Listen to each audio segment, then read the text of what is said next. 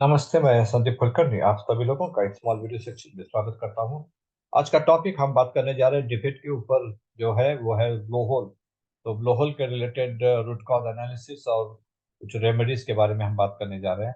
तो शुरू करते हैं इस वीडियो को। ब्लो होल जैसे आप देख रहे हैं इस पिक्चर्स में, it is a shiny round shape cavity, smooth in nature. तो इसको एनालाइज करना, कई बार इसमें गैस स्ट्रक्चर भी होता है, गैस जैसा एरिया भी आता है। तो basically it's smooth structure which is rounded and अंदर से काफी सॉफ्ट होता है, अंदर से काफी शाइनी होता है। तो it easy to understand and to analyse what is blow hole exactly. तो ये पिक्चर्स यहाँ पर आप देख रहे हैं, और कुछ पिक्चर्स यहाँ पर आप देख रहे हैं कि कुछ गैस का भी आपको ये दिखाई दे रहा है थोड़ा सा। यहाँ पर भी ब्लो होल है again, shiny nature round shape. तो let us start with the remedies. First is very important factor is high moisture. आपका मॉइस्चर अगर ज्यादा है तो उसके वजह से ब्लोहर आने के चांसेस काफी बढ़ जाते हैं। जैसे हम बात करते हैं मॉइस्चर की, तो उसमें बेसिकली सैंड में जो मॉइस्चर होता है वो दो टाइप का होता है। एक फ्री मॉइस्चर होता है, दूसरा टेम्पर वाटर होता है। टेम्पर वाटर और फ्री वाटर।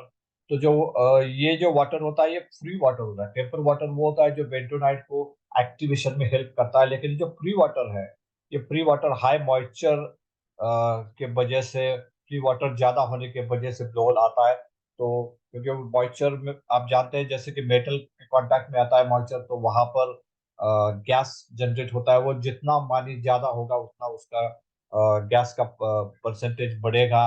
तो ये बहुत इंपॉर्टेंट फैक्टर है। Next one is low pouring temperature. तो pouring temperature is a very important factor. अगर पोरिंग टेम्परेचर बढ़ जाता है तो लो लो हो जाता है, सॉरी, और टेम्परेचर कम हो जाता है, तो वहां पर भी ब्लोअर के चांसेस है। क्योंकि कई बार उसकी फ्लूइडिटी कम हो जाती है, फ्लूइडिटी कम होने की वजह से गैस को बाहर जाने के लिए समय पर्याप्त नहीं मिलता है। गैस अंदर बंद हो जाता है या पैक हो जाता है, उसके वजह से ब्लोहोल आते हैं। तो low pouring temperature one of the reason for blowhole. Insufficient permeability of sand. Sand की परमेबिलिटी की वजह से जो अंदर का गैस है, अंदर की हवा है बोर्ड के अंदर की, वो बाहर निकल जाती है।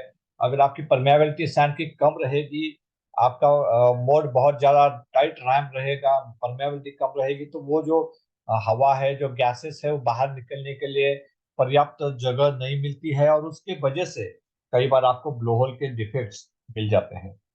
अनबेक्ड कोर। कई बार कोर आप बेकिंग सीख से नहीं करते हैं। अनबेक्ड कोर के वजह से क्या होता है कि जो गैस का जनरेशन है, वो गैस का जनरेशन ज्यादा होता है, उसके वजह से आपको ये जो ब्लोहल के डिफेक्ट है वो मिल जाते हैं। High resin percentage use in core making. जैसे हम बात करते हैं कि कोल बॉक्स में ए पार्ट और बी पार्ट, या नोबेक में भी ए पार्ट बी पार्ट हम इस्तेमाल करते हैं, जिसे हम बाइंडर्स कहते हैं बेसिकली। और शेल में बेसिकली हम इस्तेमाल करते हैं फिनोल फिनोल फॉर्मल्डेहाइड रेजिन। तो ये एक परसेंटेज अगर ज्यादा है, जैसे कि हम कोल बॉक्स में बात करते हैं 0.8 से लेकर 1.1% तक आपको डालना चाहिए। लेकिन आपने अगर 1.4 1.5% रेजिन डाला, तो उसका उसका जो गैस जनरेट होगा वो बहुत ज्यादा होगा। और उतना गैस निकलने के लिए आपने अपने मोड में उतना वेंटिंग, सफिशिएंट वेंटिंग नहीं किया होता है। क्योंकि आप ये 1% के हिसाब से गैस आएगा, इसी हिसाब से आपने वेंटिंग किया रहता है। तो कई बार क्या होता है, जब आप रेजिन परसेंट बढ़ाते हैं, तो उतना सफिशिएंट वेंटिंग नहीं होता है आपके मोड में कि वो अतिरिक्त गैस है वो बाहर निकल सके, और इसी के वजह से आपको ब्लोहोल के रिजेक्शंस मिल जाते हैं। High alloy VM. वीएम और एलॉय हाई रहेगा, तो उसके वजह से भी गैसेस की मात्रा बढ़ जाती है, और गैसेस की मात्रा बढ़ने के वजह से आपको ब्लोअर्स के रिजेक्शन मिल जाते हैं। हाई कोल कंपाउंड यूज, जैसे मैंने पहले बताया कि कोल कंपाउंड जितना आप ज्यादा इस्तेमाल करोगे उतना ही गैसेस ज्यादा उसमें जनरेट होंगे।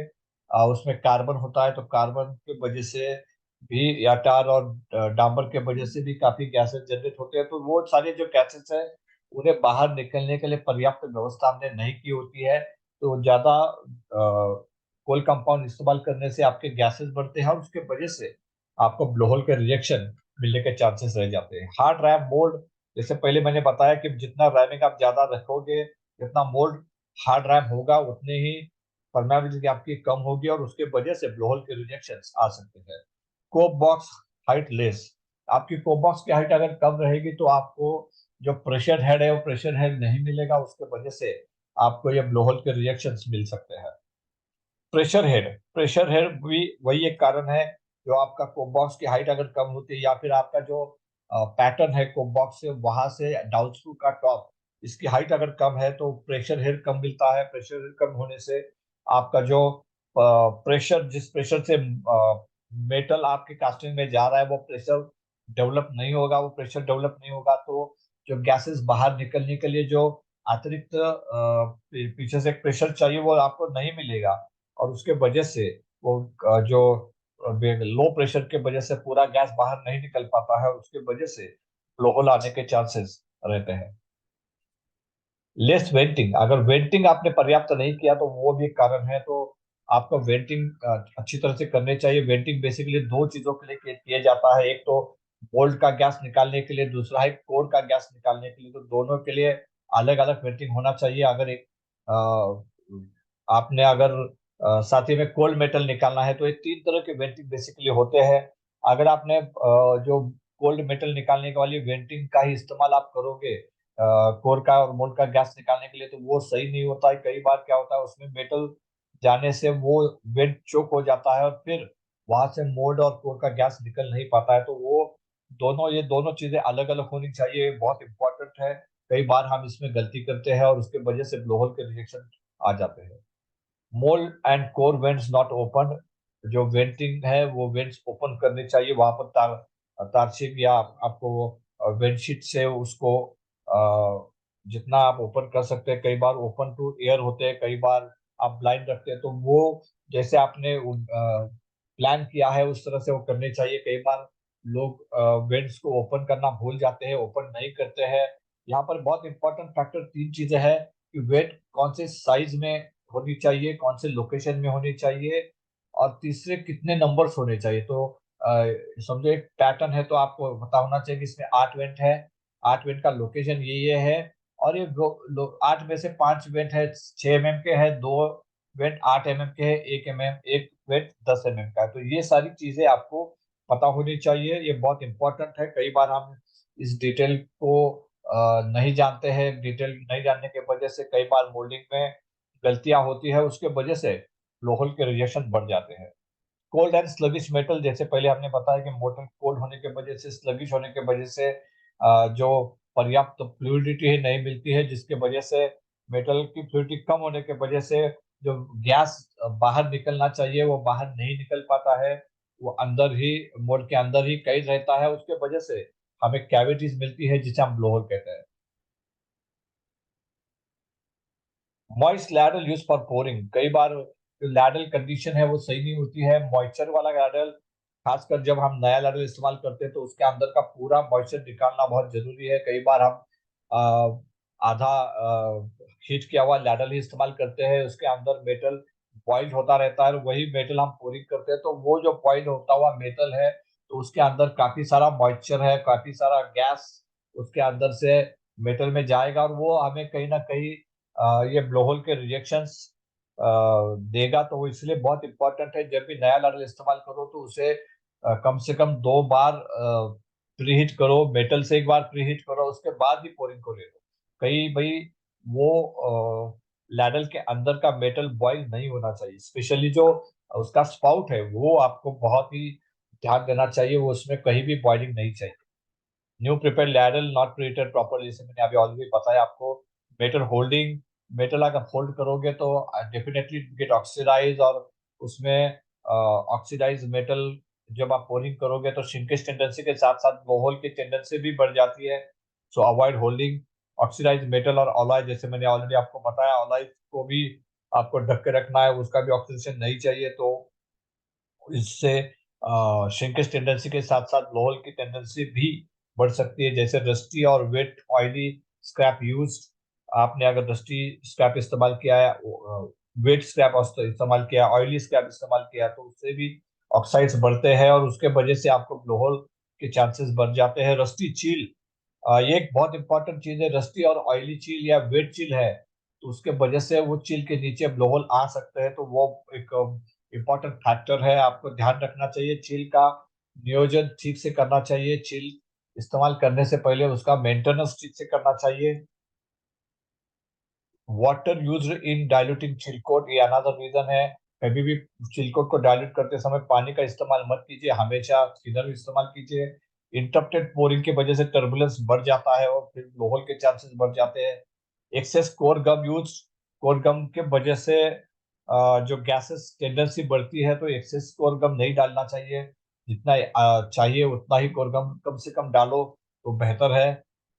Core not properly heated before use, अगर कोर आप प्रॉपरली हीट नहीं करोगे तो कोर के अंदर सरफेस पे जो मॉइस्चर है, स्पेशली फ्रॉम एटमॉस्फेयर, वो जो मॉइस्चर वो कैच करता है, वो मॉइस्चर रहेगा, उसकी वजह से सरफेस जो है कोर का वो मॉइस्ट रहेगा और फिर वहां पर ब्लो लाने के चांसेस रह जाते हैं। High pouring time is another reason, pouring time ज्यादा रहेगा तो उसके वजह से भी ये चांसेस रहते हैं कि पोरिंग टाइम जितना आप ज्यादा रखोगे तो कई बार गैस को जाने के लिए वो प्रेशर नहीं मिलता है, क्योंकि पोरिंग टाइम अगर ज्यादा है इसका मतलब वो प्रेशर से मेटल नहीं जाता है और उसके वजह से लेस प्रेशर के वजह से गैस बाहर नहीं निकल पाता है। कई बार उल्टा भी होता है, लो पोरिंग टाइम भी एक रीजन है, बिकॉज लो पोरिंग टाइम में उतना समय नहीं मिलता है गैस को कि बाहर निकले, उसके पहले ही मेटल फिल हो जाता है। तो you have to optimise your pouring time properly, उसके वजह से प्रेशर भी बना रहे और साथ में गैस को जाने के लिए या हवा को जाने के लिए पर्याप्त समय भी मिले। Excess gas generation in the mould, gas का excess gas generation in the mould के अंदर जितना गैस ज्यादा बनेगा उतना ही तकलीफ आपको होगा, तो गैस कम से कम गैस बने इसकी आप जिम्मेदारी लेनी चाहिए। मोल्ड गैस नॉट रिमूव्ड, जैसे मैंने पहले कहा कि मोल्ड और कोर दोनों गैस अलग अलग होनी चाहिए, दोनों गैस निकालनी चाहिए। साथ ही में कोल मेटल निकालना बहुत इंपॉर्टेंट है। मेटल टर्बुलेंस पोरिंग के वजह से या फिर इनगेट आपके गेटिंग सिस्टम के वजह से जो टर्बुलेंस मेटल के अंदर जनरेट होता है, that is also causing blow holes. So avoid turbulence of metal. आपका मेटल फ्लो हमेशा लैमिनर लैमिनर होना चाहिए। When gates block due to over pouring, कई बार जो पोरिंग करते समय हम डाउनस्ट्रो से मेटल गिर के बाजू के वेंट्स में जाता है, ऊपर से वेंट के अंदर मेटल निकल जाता है ऊपर से, तो उसके वजह से वेंट्स ब्लॉक हो जाते हैं, तो वो भी एक कारण है जिसके वजह से जो गैस जाने की प्रक्रिया है वो रुक जाती है और आपको ब्लोअर्स के रिजेक्शन मिल जाते हैं। High dead clay and more fine in the sand, dead clay बढ़ने से और फाइन्स बढ़ने से मॉइस्चर की डिमांड बढ़ती है, मॉइस्चर की डिमांड बढ़ने से ब्लोहल की टेंडेंसी बढ़ जाती है। इम्प्रॉपर मिक्सिंग ऑफ सैंड, ये कॉमन रीजन है सभी सैंड रिलेटेड डिफेक्ट्स के लिए। कोर गैस नॉट रिमूव्ड, जैसे पहले मैं मोल्ड गैस की बात की, कोर गैस को भी रिमूव करना चाहिए ताकि वो अंदर ना रहे। मेटल जब आए तो मेटल फिल के लिए पूरी जगह पर्याप्त जगह मिले, तो वो सारे गैसेस हमें बाहर निकालने हैं, सारी हवा को बाहर निकालना है ताकि जो मोल्ड फिलिंग है वो प्रॉपर हो सके। मोल परमेबिलिटी टू लो, परमेबिलिटी कम होने के वजह से आपको जो पता है कि गैस बाहर नहीं निकल पाता है और उसके वजह से ब्लोहल आते हैं। मोर फ्री वाटर, जैसे हमने पहले भी बात की थी कि फ्री वाटर और टेम्पर वाटर, तो फ्री वाटर यानी मॉइस्चर ज्यादा है आपके पानी मट्टी के अंदर, उसके वजह से ब्लोहल बढ़ेगा। लेस ड्राई मिक्सिंग टाइम, तो उसके वजह से आपको मिक्सिंग प्रॉपर नहीं होगा, आपको स्ट्रेंथ ज्यादा नहीं आएगी और कई बार उसके वजह से उसके लिए हम मॉइस्चर को बढ़ाते हैं, तो ये भी कारण है less dry time. Lower sand to metal ratio, sand to metal ratio अगर आपका कम है, इसका मतलब आपके ज्यादा मेटल आप कम सैंड में बना रहे हो, तो उसके वजह से सैंड गर्म होगी, नंबर ऑफ टर्न्स बढ़ेंगे, रिटर्न सैंड का टेम्परेचर बढ़ेगा और उसके वजह से मॉइस्चर का डिमांड बढ़ेगा। जैसे मॉइस्चर का डिमांड बढ़ेगा आपका फ्री वाटर बढ़ेगा और साथ ही में ब्लोहल के चांसेस भी बढ़ जाएंगे। Less sand to sand volume in the sand system, जैसे मैंने पहले कहा आपको कि आपका सैंड वॉल्यूम कम है तो नंबर ऑफ टन्स बढ़ेंगे, नंबर ऑफ टन्स बढ़ेंगे तो रिटर्न सैंड का टेम्परेचर बढ़ेगा, रिटर्न सैंड का टेम्परेचर बढ़ेगा तो मॉइस्चर की डिमांड बढ़ेगी, मॉइस्चर की डिमांड बढ़ेगी तो फ्री वाटर बढ़ेगा, फ्री वाटर बढ़ेगा तो लोहल के रिजल्ट चांसेस बढ़ जाएंगे। तो आपको हमेशा वॉल्यूम मेंटेन करके रखना होगा।